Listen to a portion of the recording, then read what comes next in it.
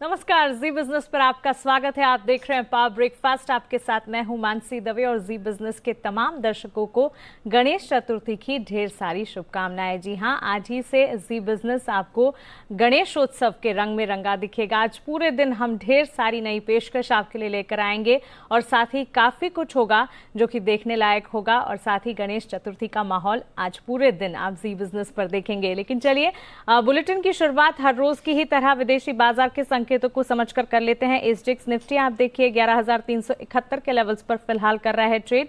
आधे प्रतिशत के ऊपर की तेजी यहां पर जरूर देखने को मिल रही है, लेकिन साथ ही तमाम एशियाई बाजारों की शुरुआत जो है फिलहाल हरे निशान के साथ ही होती हुई आप देख पाएंगे। हांगकांग के बाजार देखिए 137 अंकों की बढ़त के साथ यहां पर ट्रेड और साथ ही निक्केई में भी तेजी के साथ ही कामकाज होता हुआ। लेकिन बीती रात अमेरिकी बाजार में एक रिबाउंड देखने को जरूर मिला। डाउ करीब 50 अंक ऊपर होकर बंद होता हुआ दिखा। एसएनपी और नैस्डैक भी आपके टीवी स्क्रीन पर है, यहां पर भी बढ़त के साथ ही ट्रेड देखने को मिल रहा है। विदेशी बाजार के संकेतों को विस्तार से जान लेते हैं, साथ ही कोरोना का अपडेट भी दीपांशु भंडारी से लेते हैं। थोड़ी ही देर में जी बिजनेस के मैनेजिंग एडिटर अनिल सिंह भी हमारे साथ जुड़ेंगे, उनसे आज के लिए पहली रणनीति भी समझेंगे। Deepanshu, good morning. बताएं विदेशी बाजार के शुरुआती संकेत कैसे लग रहे हैं? Good morning Mansi. त्यौहार का दिन है तो बाजार भी उसको सेलिब्रेट करने के ही मूड में दिख रहे हैं। काफ़ी मजबूत संकेत आ रहे हैं जहां तक ग्लोबल मार्केट्स का सवाल है। डाउ फ्यूचर्स में देखिए अच्छी बढ़त आपको दिखेगी।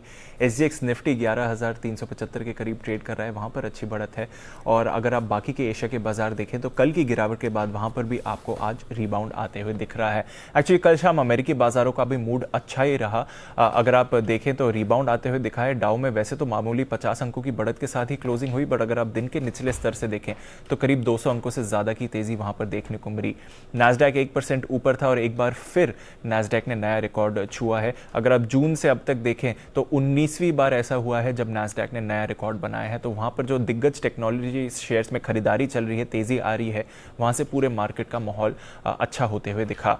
डेटा मिला जुला आ रहा है। साप्ताहिक बेरोजगारी दावे कल शाम को आए और काफी खराब थे। एक्चुअली एक बार फिर बेरोजगारी के दावे 10 लाख के पार हैं। 11 लाख के करीब नई बेरोजगारी के दावे आए। हमने देखा था कि पिछले हफ्ते 17 हफ्तों के बाद ये दावे 10 लाख के नीचे गिरे थे, तो वहां से बाजार का थोड़ा ऑप्टिमिज्म था और इस बार अनुमान लगाया जा रहा था कि 9,25,000 के करीब दावे आ सकते हैं। तो अनुमान से भी बढ़कर आए और पिछले हफ्ते भी करीब इसी लेवल पर थे 9,23,000 के करीब, तो वहां से भी बढ़कर दावे 11 लाख के करीब आए हैं। तो यहां से थोड़ी चिंता जरूर है, पर इसको बाजार ने इस पर ज्यादा ध्यान नहीं दिया, क्योंकि जो लगातार दावे हैं, जो कंटिन्यूस क्लेम्स कहते हैं, 2 हफ्तों से ज्यादा जो सेम लोग फाइल कर रहे हैं, वहां पर 6 लाख की गिरावट आती हुई दिखी। तो ये एक थोड़ा अच्छा संकेत है। यूरोप के बाजार कल दबाव में रहे, 1 से 1.5% की गिरावट थी। हमने देखा कच्चे तेल में भी मांग की चिंता को लेकर हल्की सी गिरावट थी, बट सोने में हल्की सी बढ़त आती हुई देखिए। बट वैसे एक रेंज में ही ट्रेड वहां पर भी होते हुए दिखा है। बिल्कुल। और दीपांशु, साथ ही कोरोना की स्थिति देश और दुनिया में कैसी है? कोरोना को लेकर ज़्यादा कुछ अच्छी खबर नहीं आ रही है मानसी, क्योंकि कल आप देखें तो पिछले 4-5 दिन से हम देख रहे हैं कि लगातार नए मामलों में बढ़त आती हुई दिख रही है। तो हफ्ते की शुरुआत में करीब 2 लाख नए मामले थे, वो बढ़कर 2.5 लाख के करीब आए और कल अगर आप देखें तो 2,67,000 नए मामले सामने आए और 6,175 लोगों की कल मौत हुई है दुनिया भर में। हालांकि अब अगर आप देखें तो कुल मरने वालों की संख्या 8 लाख के करीब हो गई है। जब अगली बार मैं आपको ये अपडेट दूंगा तो ये संख्या 8 लाख के पार होगी, पर जो ठीक होने वाले केसेस हैं वो अब 1.5 करोड़ से ज्यादा हैं, तो ये एक अच्छा संकेत है। भारत की बात करें तो फिर हम देख रहे हैं कि ज्यादा ही मामले थे। कल 68,500 के करीब नए मामले सामने आए और एक बार फिर 1000 के करीब लोगों की मौत हुई है। अब कुल मरने वालों की संख्या 55,000 के करीब है। 29 लाख लोग संक्रमित हैं भारत में। रिकवरी रेट हमारा अच्छा है। कल रिकॉर्ड 61,000 बल्कि कल रिकॉर्ड 62,000 के करीब लोग रिकवर हुए हैं, तो ये एक अच्छा संकेत है। पर नए मामले अभी भी तेजी से बढ़ रहे हैं भारत में। बिल्कुल दीपांशु, शुक्रिया ये तमाम जानकारी के लिए और हमारे साथ जुड़ने के लिए। अब चलिए आगे बढ़ते हैं और जान लेते हैं कि कल के कारोबारी सत्र में संस्थागत निवेशकों ने क्या किया। एफआईएस डीआईएस का एक्शन जरा देखें। एफआईएस कैश मार्केट में करीब 268 करोड़ की बिकवाली कर रहे हैं, वहीं डीआईएस कैश मार्केट में 672 करोड़ की बिकवाली कर रहे हैं। वायदा बाजार में भी एफआईएस की तरफ से 364 करोड़ की बिकवाली ही आती हुई देखने को मिल रही है। तो क्लियरली एफआईएस कैश मार्केट में और वायदा बाजार में कर रहे हैं बिकवाली और डीआईएस की तरफ से भी कैश मार्केट में बिकवाली के आंकड़े आते हुए। लेकिन चलिए अब आगे बढ़ते हैं और सीधा रुख करते हैं हमारे स्पेशल सेगमेंट का, जहां हम रोज बात करते हैं जी बिजनेस के मैनेजिंग एडिटर अनिल सिंघवी से।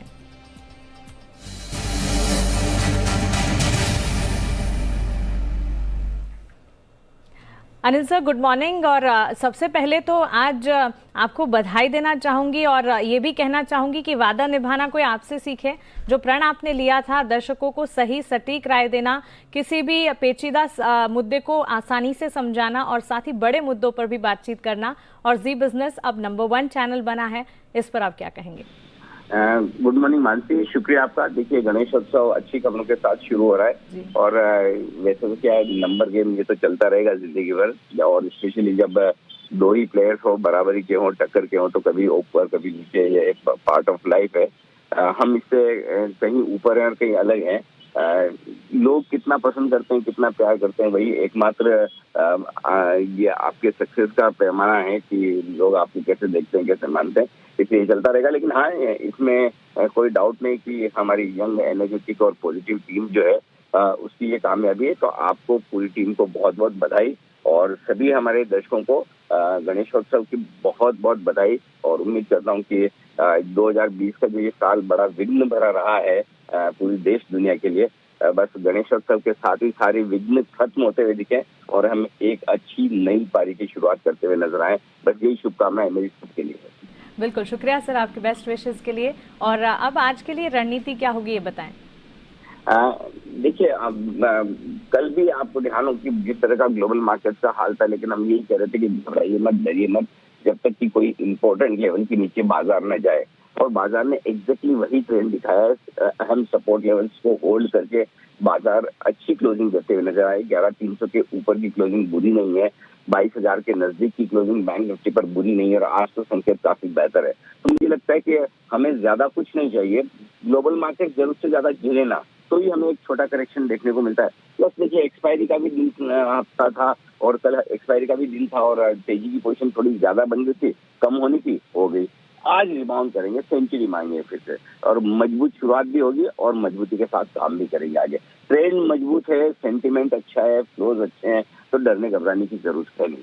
11,250, 11,300 कल भी यही रेंज थी, आज भी यही रेंज दे रहा हूँ, सपोर्ट का काम करेंगे। और ऊपरी स्तरों पर 11,400, 11,450 तक जाने की कोशिश निफ्टी की हो सकती है। ये आपके लिए ऊपरी लेवल है। बैंक निफ्टी का जहां तक सवाल है, मान से देखिए, 21,900, 22,000 मजबूत सपोर्ट जोन है जहां पर हम बंद हुए, और ऊपरी स्तरों पर 22,275 से 22,425, ये 150 पॉइंट की रेंज ऐसी है जहां पर कहीं मुनाफा वसूली आने की संभावना है। तो बस सिंपल चीजें, तेजी के साथ रहिए, खरीदते रहिए, बाय ऑन डिप्स की स्ट्रेटेजी रखें, मेटल चल सकते हैं, बैंक रिबाउंड हो सकते हैं फिर से, और mid cap small cap share तो दमदार प्रदर्शन कर ही रहे हैं, आज भी चलेंगे। तो ओवरऑल बहुत मौके हैं बाजार में इस वक्त। और जब एक ही चीज मंत्र अभी यही ध्यान में रखिए कि जब तक बाजार इंपॉर्टेंट सपोर्ट लेवल को तोड़ के नीचे बंद ना हो, तब तक मूड एक आध दिन की कमजोरी से बिगाड़े ना, तेजी के माहौल में बने रहे। बिल्कुल, शुक्रिया आनंद जी, ये तमाम जानकारी के लिए और हमारे साथ जुड़ने के लिए। तो क्लियरली आप देखिए, यहाँ पर पहली ट्रेडिंग रेंज आपके सामने है। निफ्टी 11,250 से 11,300 के सपोर्ट जोन्स का काम करते हुए देखने को मिलेंगे। वहीं 11,400 से 11,450 ऊपरी रेंज है, जिसे आप मानकर चलें। बैंक निफ्टी की अगर बात करें, 22,275 से 22,425 की ऊपरी रेंज है, जिस पर आपको फोकस करना होगा आज के लिए। और साथ ही 21,900 से 22,000 बैंक निफ्टी के लिए सपोर्ट जोन्स का काम करेंगे। लेकिन चलिए आगे बढ़ते और अब जान लेते हैं कि खबरों के चलते आज कहां पर एक्शन देखने को मिलेगा। बताने के लिए देवांशी अशर हमारे साथ जुड़ गई हैं। देवांशी, गुड मॉर्निंग, बताएं खबरों वाले शेयर्स आज कौन से हैं? Good morning Mansi. आज सबसे पहले आप देखिए, इवेंट से शुरुआत करते हैं। आज जो इम्पोर्टेंट लिस्टिंग होने वाली है मैक्स हेल्थ केयर की, मैं आपको बता दूं कि ये ऑलरेडी एक रिस्ट्रक्चर्ड कंपनी थी मैक्स इंडिया, उसमें से डीमर्ज किया हुआ जो हेल्थ केयर का कारोबार था, उसके बाद रेडिएंट ने इसमें हिस्सेदारी खरीदी थी, इसका विलय होता हुआ दिखा था और उसके बाद ये कंपनी बनती हुई दिखी। तो आज एक रीलिस्टिंग इस कंपनी की होती हुई दिखेगी, मैक्स हेल्थ केयर, इस पर आप नजर कीजिए। डिक्सन टेक्नोलॉजी, आज बोर्ड की बैठक होने वाली है, पूंजी जुटाने पर यह बोर्ड में आज कोई फैसला होता हुआ दिखेगा। साथ ही आज बीपीसीएल पर आप नजर कीजिए।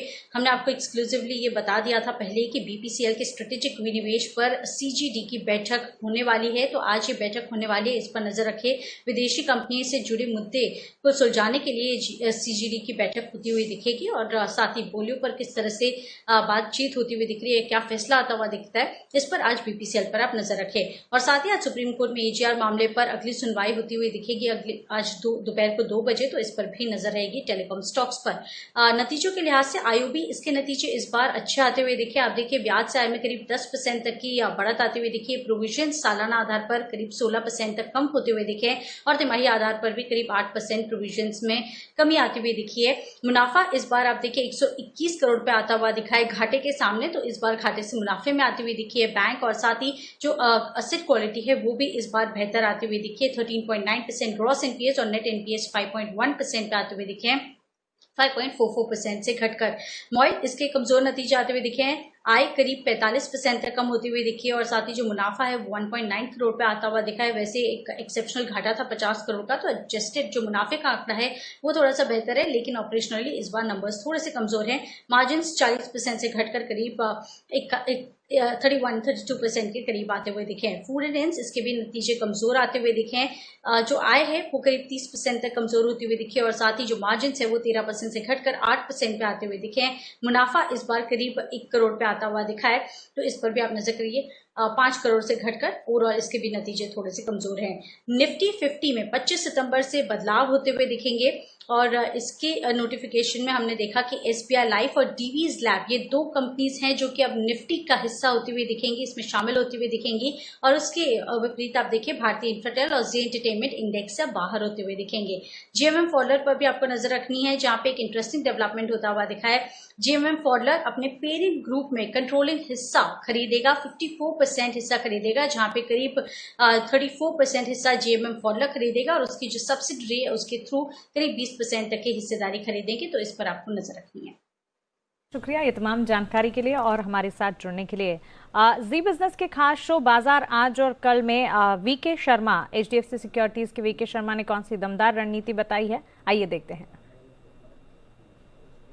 अपोलो टायर्स और आईओसी ये 2 कंपनियां लेकर हाजिर हुआ हूँ। अपोलो टायर 130 रुपए का कॉल, 2 रुपए 95 पैसे पे ले, 2 रुपए 20 पैसे का स्टॉप लॉस रखें और इसका टारगेट रहेगा 4 रुपए 50 पैसे। आईओसी ने आज भी खुमार दिखाया, तो 90 का कॉल मैं लेने की अभी भी सलाह दूंगा, 2 रुपए 40 पैसे पे, स्टॉप लॉस रखें 1 रुपए 60 पैसे का और टारगेट रहेगा 3.9 रुपए। तो 2 कॉल्स हैं, ऑप्शंस की दमदार कमाई की रणनीति आपके सामने है। एक तो अपोलो टायर अगस्त 130 की कॉल लेने की राय, 4 रुपए 50 पैसे का टारगेट मानकर चले, 2 रुपए 20 पैसे का यहाँ पर एक स्टॉप लॉस आपको लगाना होगा। वहीं आईओसी अगस्त कॉन्ट्रैक्ट 90 की कॉल लेने की राय मिलती हुई 3 रुपए 90 पैसे के टारगेट को मानकर चले, 1 रुपए 60 पैसे का स्टॉप लॉस यहाँ पर लगाइए। हमारे इस खास शो बाजार आज और कल में हर रोज हम आपको ऑप्शन की दमदार रणनीति बताते हैं और बाजार से जुड़ा हर एक्शन भी आपके सामने रखते हैं। तो कमाना है मुनाफा तो हर रोज शाम 7:30 बजे हमारी एक खास पेशकश देखना बिल्कुल ना भूलें। चलिए आगे बढ़ते हैं और कुछ अहम ट्रेडिंग कॉल्स आज आपको बता देते हैं और साथ ही बता दें कि सारी की सारी कॉल्स आज खरीदारी की राय देती हुई आप देखेंगे। निर्मल बैंक से शुरुआत करेंगे। प्रेस्टीज एस्टेट, यहां पर खरीदारी की राय आती हुई 248 के स्टॉप लॉस के साथ 272 का एक टारगेट मानकर आप चल सकते हैं, खरीदारी कीजिएगा। वहीं जीएनएफसी पर भी खरीदारी की ही राय है। एक्सिस सिक्योरिटीज का मानना है कि यहां पर आप 192 के टारगेट्स को मानकर चल सकते हैं, 178 का एक स्टॉप लॉस लगाकर खरीदारी करनी होगी। निर्मल बैंक की राय जीएचसीएल पर भी है, 156 के स्टॉप लॉस के साथ 174 का टारगेट मानकर चलें। और साथ ही दीपक नाइट्राइट पर एक्सिस सिक्योरिटीज का मानना है कि 665 के टारगेट्स के साथ 629 का स्टॉप लॉस लगाकर आप खरीदारी करके चल सकते हैं। आनंद राठी सिक्योरिटीज की राय उज्जीवन और साथ ही बीपीसीएल पर है। उज्जीवन फाइनेंशियल सर्विसेज 262 के टारगेट्स को मानकर चलें, 248 का यहाँ पर एक स्टॉप लॉस आप लगाइएगा।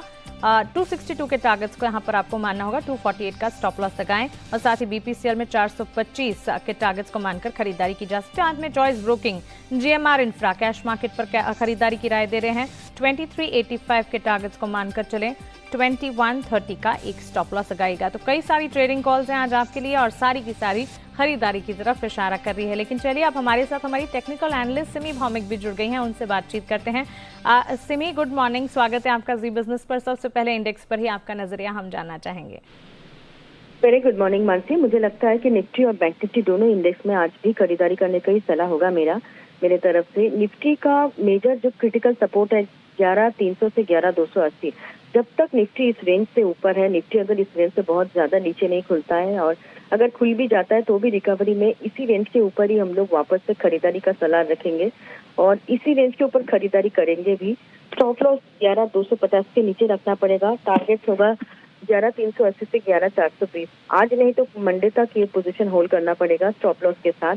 11,250 का क्लोजिंग बेसिस का स्टॉप लॉस लेना पड़ेगा।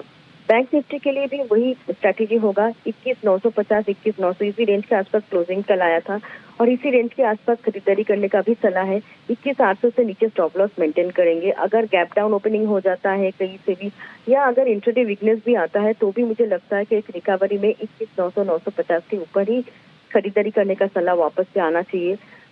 22,350 का पहला टारगेट और 22,500 का दूसरा टारगेट बैंक निफ्टी के लिए। तो दोनों इंडेक्स में कुल मिलाकर खरीदारी करने का ही सलाह है। जो स्टॉप लॉसेस मैंने दिया है 11,250 और इधर 21,800 दोनों ही क्लोजिंग बेसिस पर फॉलो करना पड़ेगा। ओके, तो क्लियरली दोनों इंडेक्स पर खरीदारी की राय सिमी की तरफ से। लेकिन सिमी, स्टॉक स्पेसिफिक आज के लिए कॉल्स आपकी टॉप पिक्स क्या होंगी? स्टॉक स्पेसिफिक जिंदा स्टील में मुझे लगता है कि आज भी खरीदारी होते हुए देखने को मिल सकता है। करंट लेवल पर खरीदारी करने का सलाह होगा। 227 का स्टॉप लॉस के साथ पहला टारगेट 240, दूसरा 247। हेवल्स में खरीदारी करने का सलाह होगा। लगातार ये स्टॉक इस वीक परफॉर्म कर रहा है। इसके साथ साथ वोल्टस भी परफॉर्म कर रहा है। एनीवे वोल्टस में नहीं, मेरा हेवल्स में आज का बाई कॉल है। स्टॉप लॉस 629 के नीचे होगा और टारगेट 646 का पहला, 652 का दूसरा होगा। बिल्कुल सिमी, साथ ही सेक्टर स्पेसिफिक भी आज आपका नजरिया हम जानना चाहेंगे, क्योंकि कल तमाम सेक्टर्स में हमने बिकवाली का दबाव जरूर देखा। हालांकि मेटल कुछ हद तक बाजार को संभाल रहे थे।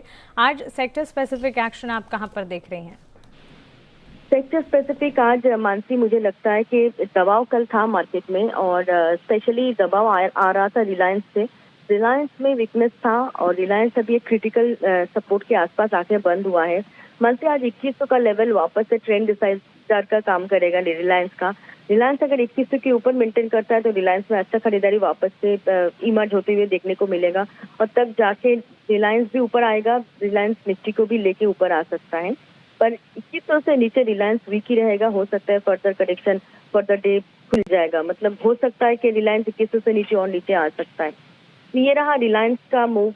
बैंक से कल थोड़ा थोड़ा सहारा मिल रहा था HDFC बैंक से, पर ICICI बैंक वीकनेस के साथ ही बंद हुआ था। तो बैंकिंग में मिक्स्ड बैग रहेगा।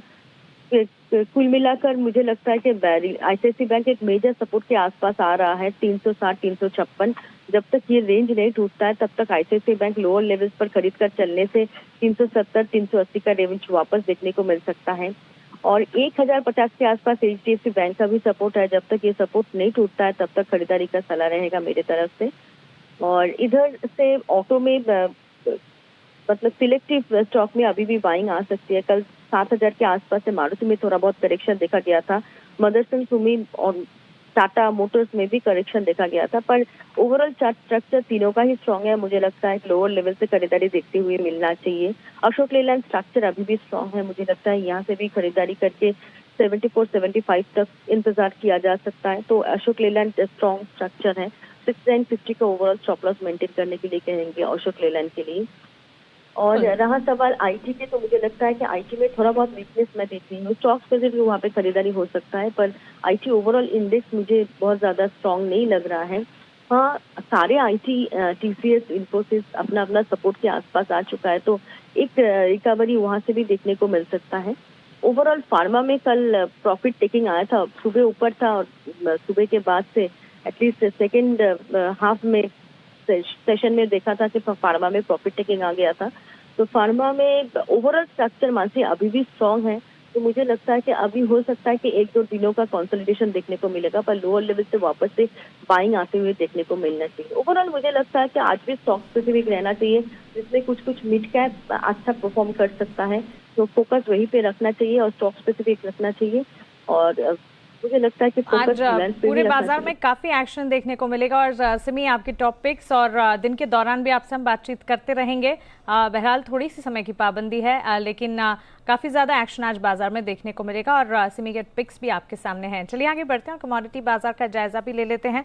हमारे साथ SMC ग्लोबल की वंदना भारती जुड़ गई हैं। वंदना, गुड मॉर्निंग, स्वागत है आपका जी बिजनेस पर। सबसे पहले बुलियन मार्केट पर ही आपका नजरिया जानना चाहेंगे। US जॉबलेस क्लेम्स के जो डेटा है उसके बाद गोल्ड सिल्वर में हमने मोमेंटम भी देखा है। जी मानसी, गुड मॉर्निंग। जिस तरीके से कल लो लगाया गोल्ड ने 51,735 के करीब का, और फिर वहां से एक रिकवरी दी है मार्केट ने एक पुल बैक मुझे नजर आ रहा है बुलियन काउंटर में, और मुझे लग रहा है कि एक बाइंग जो है यहाँ पे बन सकती है। डॉलर इंडेक्स में एक ठहराव तो आया, लेकिन बहुत ज्यादा तेजी के ट्रिगर्स अभी मार्केट में मिसिंग है। तो मेरे ख्याल से यहाँ पे बाई करके चलना चाहिए। और इनफैक्ट मुझे लग रहा है कि गोल्ड में एक बाइंग जो है बन सकती है 52,000। आज थोड़ा सा गैप अप ओपनिंग होने की संभावना है। 52,250 पे बाय करना चाहिए। 52,850 का टारगेट रखना चाहिए। स्टॉप लॉस यहाँ पे लगा के चलना होगा 52,000 का। ठीक है वंदना, बेस मेटल्स में भारी गिरावट देखने को मिल रही है, क्विक कॉल वहां पर आपका आउटलुक क्या है? जी मानसी, वहाँ पे मुझे लग रहा है कि काफी रैली के बाद एक करेक्शन यहाँ पे ड्यू है, और जिस तरीके से इकोनॉमी के बारे में आया है, यूएस इकोनॉमी के बारे में, तो वहाँ पे मुझे लग रहा है कि थोड़ा करेक्शन हो सकता है। यहाँ पे कॉपर एक ऐसा काउंटर है जहाँ पे मुझे लग रहा है कि एक बार 510 512 तक का जो लेवल है एक बार फिर से देखने को मिल सकता है। हालांकि कॉपर एक स्ट्रॉन्ग कमोडिटी है और वहां से फिर से एक हम पुल बैक आते हुए देख सकते हैं, लेकिन फिलहाल आज के दिन में मुझे लग रहा है कि बेस मेटल्स काउंटर में करेक्शन हो सकता है। इनफैक्ट 1 से 1.5 रुपए तक की जो फॉल है वो हम यहाँ पे जिंक में भी आते हुए देख सकते हैं। इतना शुक्रिया ये तमाम जानकारी के लिए, हमारे साथ जुड़ने के लिए। चलिए अब वक्त हो चला FIR का, यानी कि FI इन्वेस्टमेंट रिपोर्ट्स का।